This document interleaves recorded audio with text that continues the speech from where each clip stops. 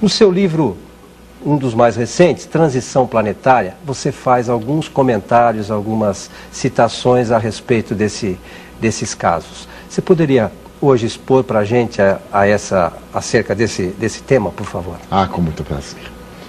Desde os recuados dias em que Jesus esteve conosco, que a sociedade experimenta uma grande expectativa.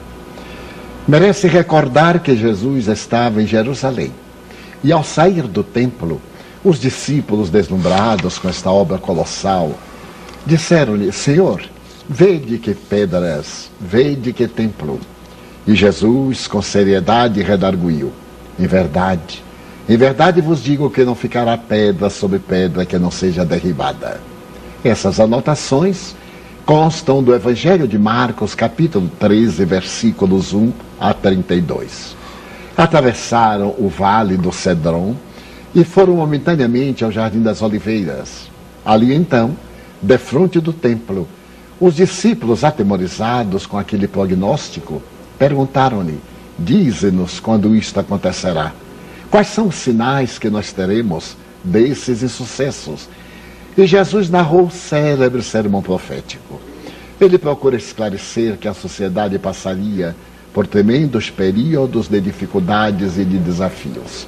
E que, naturalmente, naqueles dias tumultuosos, quem estivesse no campo não teria tempo de ir à cidade. Aquele que estivesse no telhado não teria tempo de descer para poder reunir os seus objetos de valor e evadir-se das catástrofes. E adentrando-se ainda mais na psicologia da criatura humana, reportava-se que os filhos entregariam os pais à justiça, os pais entregariam os filhos, e mesmo haveria calamidades de todo porte. O sol perderia sua luz, a lua se banharia de sangue. E ante um prognóstico fatídico tão grave, ele continuou: se não fosse por amor do Pai aos seus eleitos, tudo isso se tornaria ainda mais grave, porque estes sinais são apenas o começo. Mas também São Mateus, São Lucas referem-se a essas catástrofes, que estarão perfeitamente desenhadas mais tarde no Apocalipse de São João. Os séculos dobraram-se e vemos que, através da história, o prognóstico do fim do mundo, do fim dos tempos, torna-se cada vez mais uma realidade. A Bíblia faz a mesma abordagem, referindo-se aos tormentosos dias no Vale do Armagedon. O Vale do Armagedon, também chamado Vale de Josafá, é um local que ficava no Oriente Médio, por onde passavam todos os povos na direção de Israel. Ali se travavam muitas batalhas, principalmente dos egípcios, dos caldeus, dos babilônios. E naturalmente os profetas previram que haveria uma batalha final, que seria entre o bem e o mal. A batalha decisiva no Vale do Armagedon. São simbolismos que nós podemos interpretar com as claridades soberanas da doutrina espírita. Quando Allan Kardec propôs a descoberta do mundo espiritual, o que logrou ao apresentar o Livro dos Espíritos, ele naturalmente examinou em o Evangelho aqueles textos mais complexos e de difícil interpretação. Naturalmente, a tese do fim do mundo veio à baila. E Allan Kardec, estudando em A Gênese como deveriam ocorrer essas mudanças, apresenta-nos uma nova geração. Mas no Livro dos Espíritos, no capítulo 6º da terceira parte, a lei de destruição, Allan Kardec aborda com propriedade essas tragédias do cotidiano e interroga os seres venerandos: por que existe a destruição? A destruição é uma lei de Deus, e os espíritos redarguem, sem dúvida. É necessário que tudo se destrua para renovar-se. É um fenômeno natural, porque vivemos no mundo das formas e o mundo da realidade é outra. Vivemos no mundo biológico, principalmente os seres vegetais, animais e humanos. E esse processo é de transformações incessantes. Logo, Allan Kardec dá-se conta de que é necessário que ocorram essas mudanças, tanto de natureza sísmica, nos fenômenos geológicos, como de natureza emocional, social, psicológica, econômica e particularmente da grande transição moral porque deve passar à sociedade.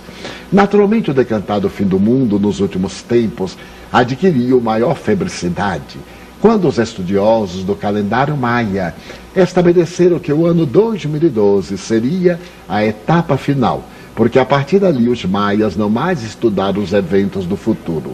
É compreensível que se chegue a essa conclusão um tanto apressada. Isto porque o calendário maia narra episódios desde antes da sua própria cultura, como também depois.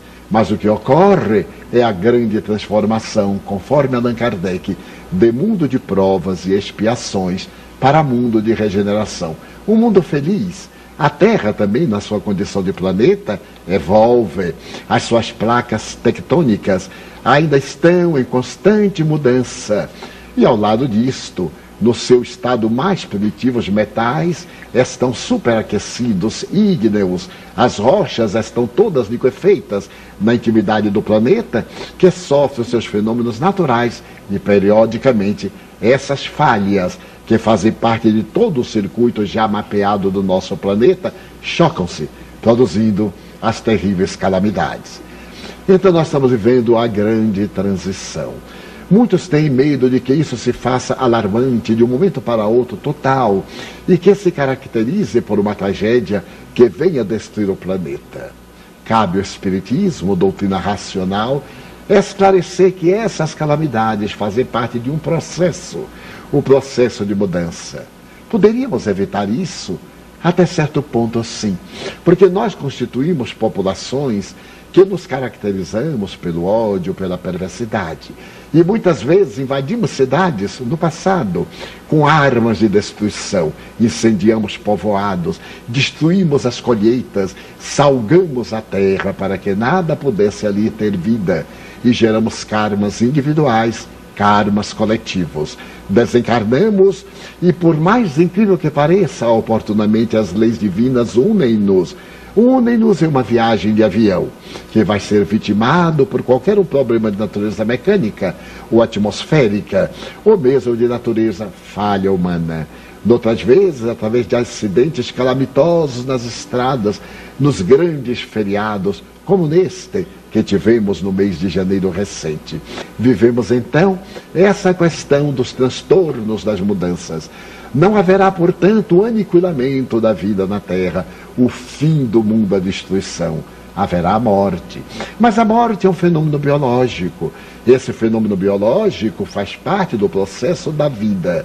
Para nós morrer, seja num acidente ou seja no leito de conforto, a questão é apenas de natureza emocional, porque encerra o ciclo da vida, mas não encerra a vida, porque nós continuamos a viver. Dessa maneira, essas calamidades que tanto chocam estão dentro do mapeamento das nossas necessidades evolutivas. Essa transição planetária que tantas dores nos tem causado fazem parte do processo da evolução. Por isso são uma lei da natureza, como Allan Kardec estabeleceu. Mas também nós estamos experimentando outras calamidades, que são a poluição mental, a poluição moral, a poluição do egoísmo.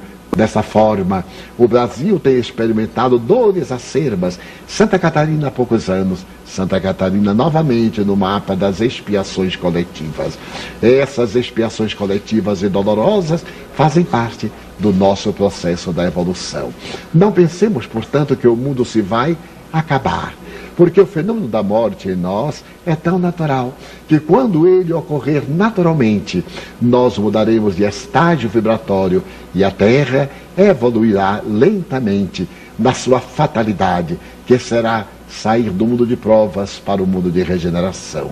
Este mundo de regeneração desenha-se de uma maneira fascinante para nós. Após as grandes dores, as alegrias. Mas antes que essas dores aconteçam, não seria o caso de nós mudarmos de atitude mental, de gerarmos mais fraternidade, de mantermos a nossa família dentro de um clima de respeito, de equidade, de justiça? Deixamos essas interrogações no ar. Por que existe tanta injustiça, tanta impunidade na Terra? Porque no relacionamento conjugal, os indivíduos, depois de passar o encantamento, começam a experimentar animosidade, perseguições, E partem esses mais perversos e cruéis na busca do seu destino, deixando muitas vezes lesionados sentimentos familiares, da construção do lar ou da pessoa com quem conviveu em parceria afetiva e sexual. O Espiritismo vem explicar que existe uma lei no universo, a lei de causa e de efeito. Tudo aquilo que tem um efeito provém de uma causa equivalente. Quando esse efeito é inteligente, se ele é emocional, se ele me afeta, ele procede de uma causa que é idêntica. Então essa lei de causa e efeito proporciona a reencarnação. A reencarnação enseja a colocar os indivíduos que se comprometem à borda do abismo para os necessários resgates. No caso das perturbações humanas, dessas impunidades, tanto políticas, policiais, sociais, domésticas, de relacionamento, elas não ficam realmente olvidadas da lei, porque elas se inscrevem no perispírito daquele que pratica o mal. E mais cedo ou mais tarde, ele renasce, sob a injunção do resgate. Vemos, por exemplo, o indivíduo perverso que se compraz na crueldade, na pedofilia, no adultério, na prostituição, na corrupção dos costumes, no crime do colarinho branco. E eles triunfam sob o aplauso popular. E perguntamos, mas onde? Olhemos agora. Aqueles que nascem com a vida ceifada, aqueles que nascem sem o cérebro, aqueles que nascem com a acromegalia, aqueles outros que nascem com os transtornos mentais, aqueles que apresentam as terríveis deformidades físicas, os degenerados, chamados tecnicamente fenômenos teratológicos, que desde o berço trazem essas anormalidades congênitas. São eles aqueles cruéis, aqueles perversos, aqueles que não foram justiçados pelos códigos das leis humanas e não foram momentaneamente alcançados pelos códigos divinos. Agora renascem para pagar. Ninguém permanece impune, porque onde o indivíduo vai, também assim a sua consciência. E a consciência é o juiz, é o advogado, é o promotor, mas é também a testemunha. A testemunha severa que ele aponta o erro e que o faz recordar naquele desvario em que ele se encontra nos processos da paralisia, das paresias, das alucinações, da hebetação, nos momentos em que, em um período em que perde a consciência por um longo prazo, está encarcerado para poder expiar os males que praticaram. Também esses serão vítimas, ou seremos vítimas, das calamidades gerais, do grande momento de transição do planeta.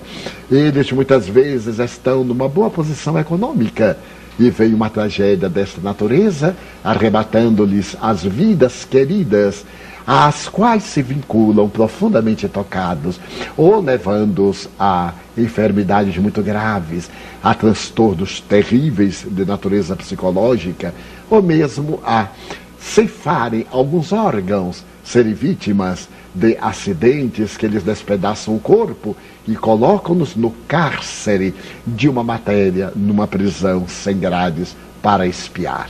Mas a misericórdia divina também é amor. Não é somente justiça. A justiça alcança, mas o amor atenua. Porque a grande lei do universo é a lei de amor. Nós poderíamos passar pela grande transição sem a necessidade do sofrimento, se amássemos de tal maneira que o nosso bem anulasse o mal que nós fizemos. Mas como o egoísmo ainda é para nós a grande centelha que parece avivar o nosso entusiasmo da combustão da vida, ele dominando-nos faz que erremos e reajustemos, pequemos na palavra tradicional da teologia e voltemos a reabilitar-nos. Então nós vamos ver a grande transição como se opera, e Allan Kardec falou que um dia a Terra seria habitada por espíritos felizes, tanto encarnados como desencarnados. E nessa grande transição que se vem operando desde os anos de 1970, quando o sistema solar, segundo Hartley, o grande astrônomo, e outros, estaria adentrando-se na faixa imensa de fotos que envolve a grande estrela de terceira grandeza, que é Alcione, para criar em todo o sistema uma outra psicosfera, e que por volta do ano de 1988, 90, a Terra entrava por sua vez